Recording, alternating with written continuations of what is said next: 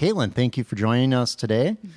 Really excited to interview about the Future 5 and what you've accomplished in the last year. So along those lines, what would you say is the most proud accomplishment that you have from the last year? Sure.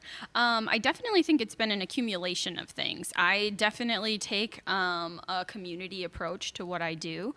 So I wanted, especially when the pandemic happened, I wanted to be able to create an environment in the community where we can take the information, instead of coming into my office and sitting within the four walls, there's also things that we can teach people outside of that, right?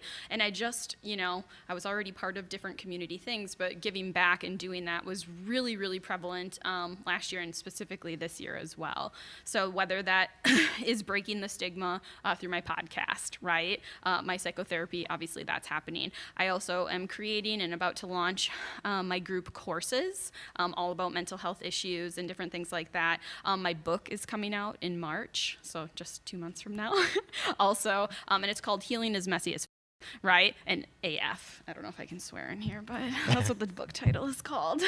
And so it's through those different modalities, reaching a broader audience, moving and taking, some of the things that happen in therapy and teaching it to people outside of those walls. So I think that that's probably the biggest thing that I have been accomplishing, and I'm excited to see where it all comes, especially springtime. So if there's one thing that we've learned during the pandemic, it's pivoting or redefining, if you will. How would you say that you've redefined success in this last year? Again, I think moving from what's happening in my four walls to coming outside of that and reaching a broader audience and having people understand that mental health affects everybody differently, right? And we only break the stigma by talking about it. So whether it's I'm on a committee, whether I'm giving a presentation, whether it's my book, whether it's the courses, whether I'm doing psychotherapy, it's all kind of coming together, sort of planting seeds like that.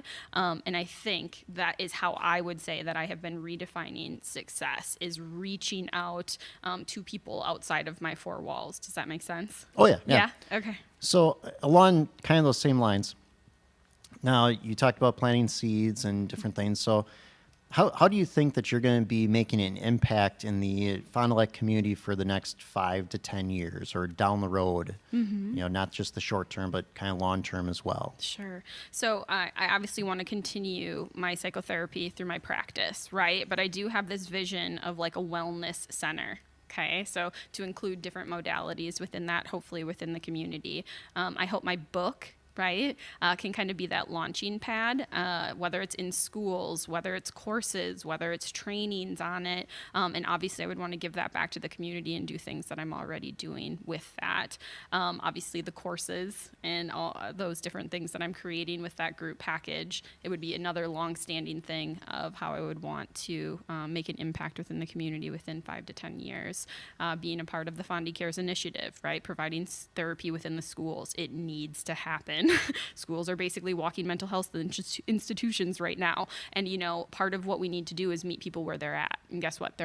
Now they're at school, right? And so really my hope was within the next 5 to 10 years of breaking that stigma of mental health is that we start treating mental health the way we treat physical health. Right? And so if we could redefine that by getting into all of these different avenues, planting those seeds, that would be my ultimate goal, is to break that stigma, make mental health accessible to everybody in different modalities and not just telling people to come to us. Right? So I think the pandemic really shifted, at least my mentality of we need to meet people where they're at. And so if they're not in our door and if they're sitting at home, maybe they should have a book about mental health that's relatable. That's not, a classic textbook. Does that make sense? Nothing too clinical. Yeah. Yes. If they want the clinical piece, come in the door. And that's kind of, what I'm getting at with the book specifically too. And what I say in the book is that everybody's entry point into mental health is a little bit different, right? So if we think of it kind of on a spectrum, and the book is aimed at people who are still a little, like they may want a window into what therapy might be like. They may want a skill, a tangible, something that they can talk about with their friends. And so that's kind of what my book is about. Okay. So you talked about different success and what you'd like to see in the future. what about today? What advice do you have for young professionals in our community?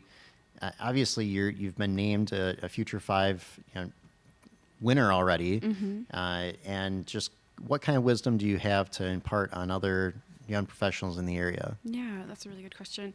So what I would say to that is know yourself, right? And specifically, we're talking about mental health. Know symptoms, know what's going on with you. And yes, it's easy to say, well, there are resources out there. But what I would absolutely say is start the conversation with somebody that you feel safe with, right? So if you do know me, come up and talk to me. Or, I'm not ready yet. Maybe I'll listen to her podcast.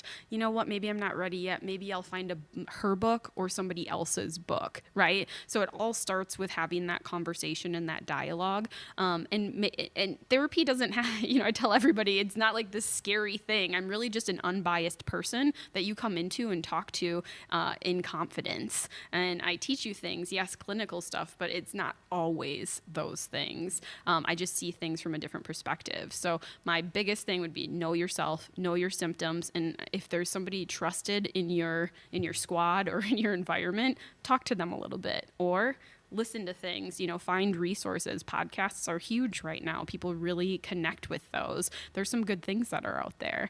And so that would be my advice.